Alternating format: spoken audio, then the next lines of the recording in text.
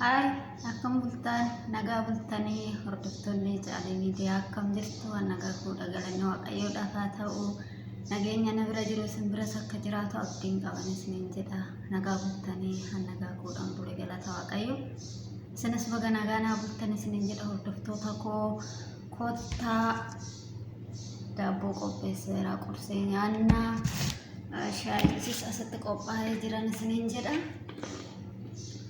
Kota saya solin hadun kursi solin hanya sinin jeda dafa kota ka sinin dapat regana mangkaita kursi kopes si yang ajira dabu cada kanjen refresh nan jeda nan kolali kanaf naga jirtan an naga ko dagalan nyawa kayo dafa tau hanya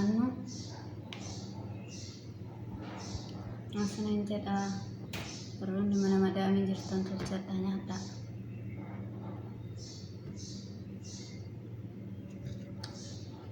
Syai sabi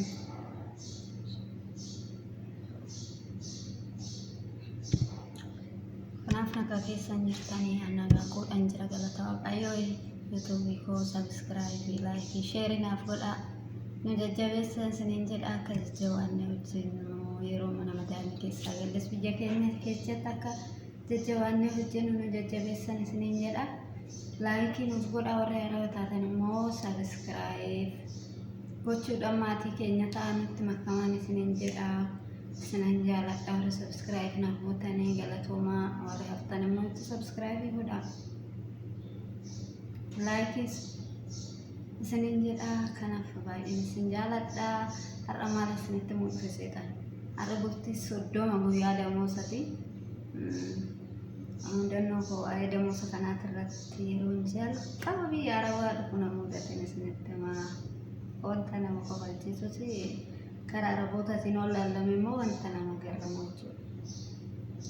Ani yeroon dura biyya arabaa dhufe kanan hojjedhe Omaanin hojjedhe ammaaf garuu Dubaayin jira. Yeroo dura Omaanin hojjedhe jechuudha. Maatiin warraan bira hojjedhe Omaan jiranii Omaanan hojjedhe. Yeroon addisii dhufee ji'a tokkoffaa kiyya fixee bultii 30 ga'u guyyaan damoosaa ga'u jechuudha. Guyyaa damoosni kennamu namittiin ganama kaatee qursii nyaannee raawwannee damoosa kunaaf kennite. Ani beeku birrii biyya kanaa ta'ee kan Dubaay ta'ee kan Omaan ta'e garuu kanan deemen Dubaayini damoosni kan naaf kaffalamuu qabu Dubaay ture. Beeku ani birrii lachayyuu kan Dubaayis kan Omaanis. Warri mana tokko keessa hojjennuun immoo Abashaan hin jiran ana qofa bichaadha sararaatanya. Mana goota seetan namittiin too birriin Omaan birriin takka Omaan jechuudha. Riyaalli Omaanii takka birrii lakkoofsa 100 qabdi. Waan singiramu mana garramaan argan keessa darbee jechuudha. Gararra ga'ee nagarrame na ajaa'iba sinin jedha. Namittiin ganama kaatee damoosa naa kennite.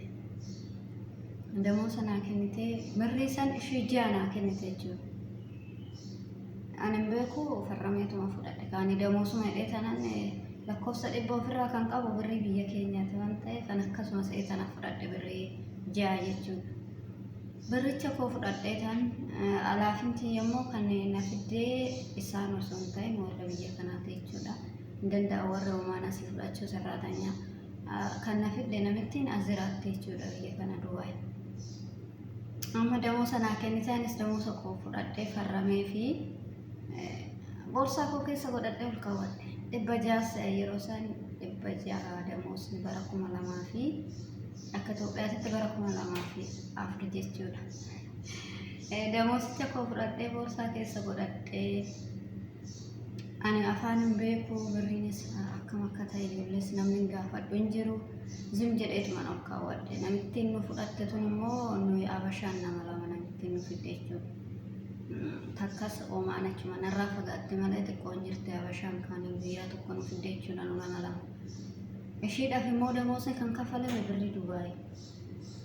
Ani birricha koo fudhadheetumaan ol kaawwadhe borsaa koo keessa zimuun jedhe bakka damoosa 600 fudhadhee guyyaa 3-4 bullee micayyoo wayii hin jirti dhalattu wallooti micayyoo suni dhufte na bira guyyaa.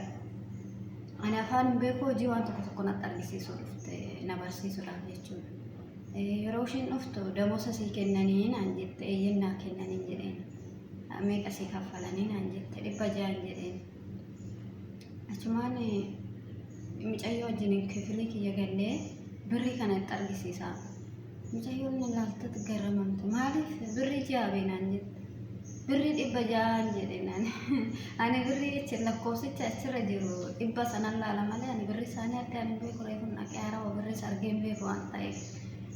Amma mucayyoon maaliif birrii akkanas godha silaa afaan hin beektu silaa qarshii sin beektu jetteeti moo maaliif akkanas gooteettee birrii kiyya fuutee dhatte anas na fuutee birrii kootis fuutee dhatte ishiin waggaa 3 moo 4 achi turtee san dura jechuudha.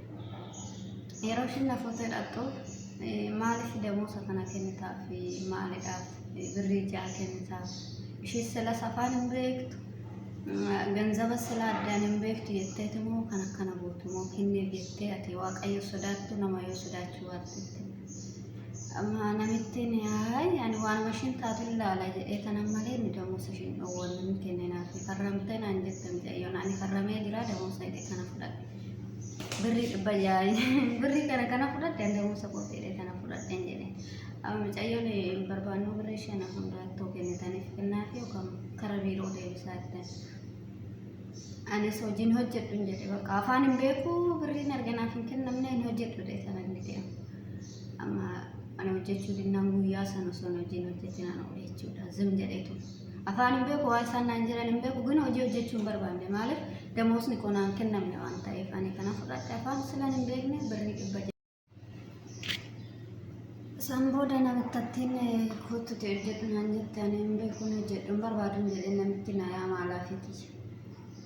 Boodatti birrii kootis naaf qopheessanii guyyaa osoo hojjetin akkasumatti ana oole sa'aatii asuuree jechuudha guyyaa sa'aatii 4tti mucayyoo siyaamanii mucayyoo abashittis fidanii birrii kiyya birrii Dubaay isaan birrii homaan naaf kaffaluuf turanii ishiin birrii homaa immoo birrii Dubaay barbaadan jettee ani anan dhufeen Dubaay waan ta'eef birrii Dubaay homaa kaffala malee fudhadhu hin jiru.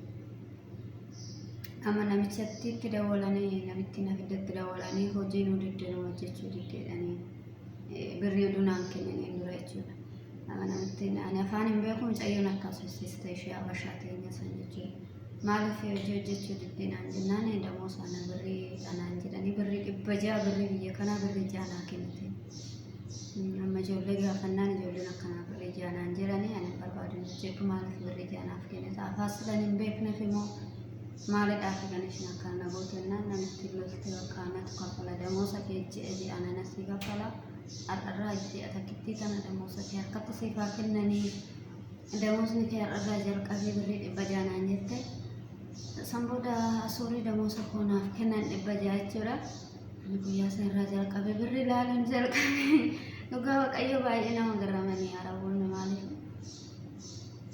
adda keessanoo jiraattan yoo afaan hin beekin mudannoon akkasii hedduu keessan bira jiraachuu danda'a namicha bira osoo hin ta'e kan osoo hin beekin fudhatee irra darbee jiraachuu danda'a anis hin beeku ture osoo abashaa sun jiraattee ishee sun naaf dhuftee na gaafachuu baatte ta'etti bakka 600 jedhee fudhadhee jiraanii mudannoo akkasiitirraa warri haarawaa biyya arabaa dhufuu barbaadan dursa gaazaba maatii keessaan hamma yeroon turee jira yeroo san wasaappiin hin jiru nama wal dubbisuun hin jiru silkiin dafee isiniin kennamu kan ammaa garuu silkii mataa keessanii qabattanii dhuftanii mana madaamota maxxafoo yoo taate malee madaamota gaarii biratti silkiin keessanii isinii guutama akkuma dhuftanii wanti akkasii mudannee of eeggadhaan isiniin jedha damoosni keessanii yeroo isiniif kennan maatiin keessan biyya arabaati yeroo kanatti dhabaman hin jira waan ta'eef yookaan maatii keessanii soo ta'uu baate guddeenyonni keessan biyya arabaati dhabaman waan hin jirre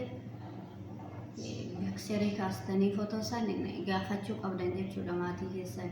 Ani yeroo sana osoo guddeenyaan tiyya mucayyoo sun dhufuu baatte osoo abashaan jiraachuu baatte zeegaa biraa gaafachuudhaaf ani qoonqaan beeku afaan isaanii hin beeku isum jedheetuman ol kaawwadha jechuudha birrii 6 san.